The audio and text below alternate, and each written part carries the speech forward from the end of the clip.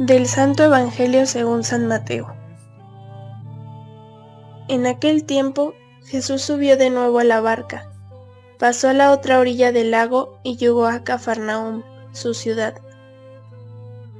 En esto trajeron a donde él estaba a un paralítico postrado en una camilla.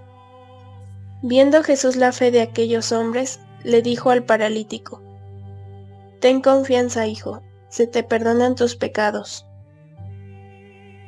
Al oír esto, algunos escribas pensaron: «Este hombre está blasfemando». Pero Jesús, conociendo sus pensamientos, les dijo: «¿Por qué piensan mal en sus corazones? ¿Qué es más fácil, decir, se te perdonan tus pecados, o decir, levántate y anda?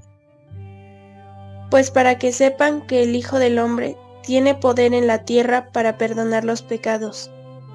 Le dijo entonces al paralítico: «Levántate, toma tu camilla y vete a tu casa». Él se levantó y se fue a su casa.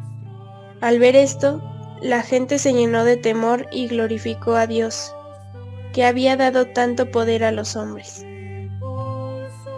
Palabra del Señor.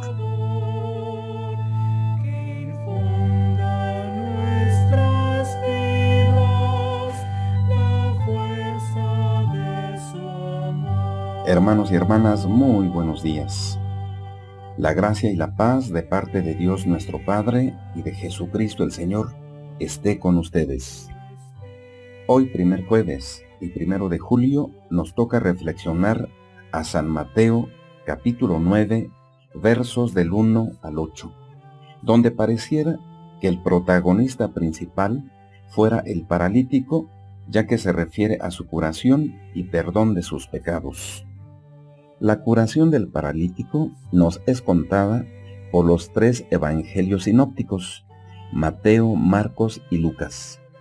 Como habitualmente ocurre, también aquí es Marcos quien está tras los relatos de Mateo y Lucas.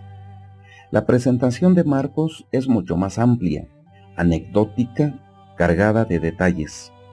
Nos cuenta cómo los portadores de la camilla en que yacía el enfermo, al no poder acercarse a Jesús a causa de la muchedumbre, desmontaron parte del tejado para poder presentarlo ante Jesús.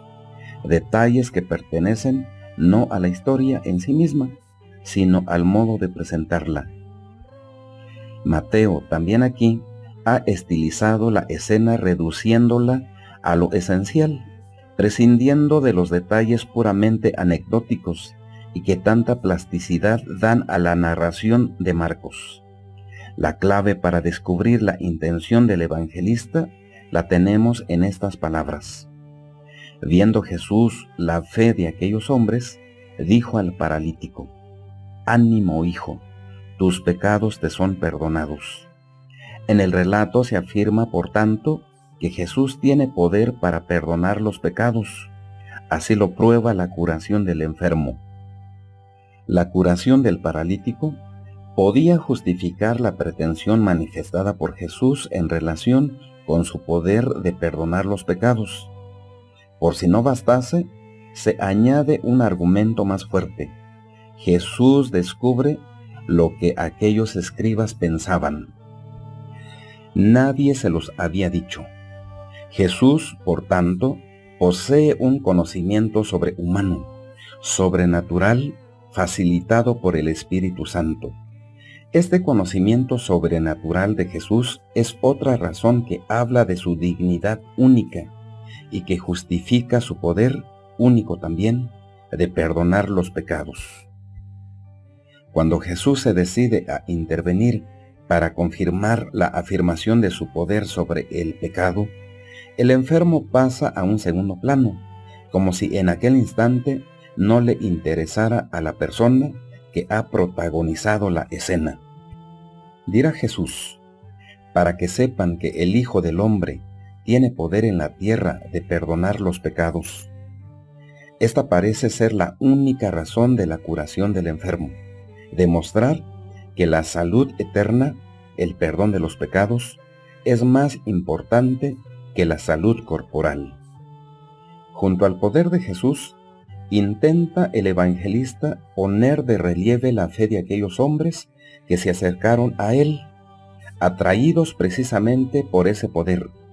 Una fe tan grande que venció todos los obstáculos y dificultades. Detalle más acentuado en el relato de Marcos al hablarnos de la necesidad que tuvieron de desmontar el tejado. Una fe que es confianza ilimitada en el poder de Jesús, puesto a disposición del hombre. Finalmente, una lección no menos importante encontramos en la admiración de la gente ante un hecho tan extraordinario. Glorificaban a Dios por haber dado tal poder a los hombres.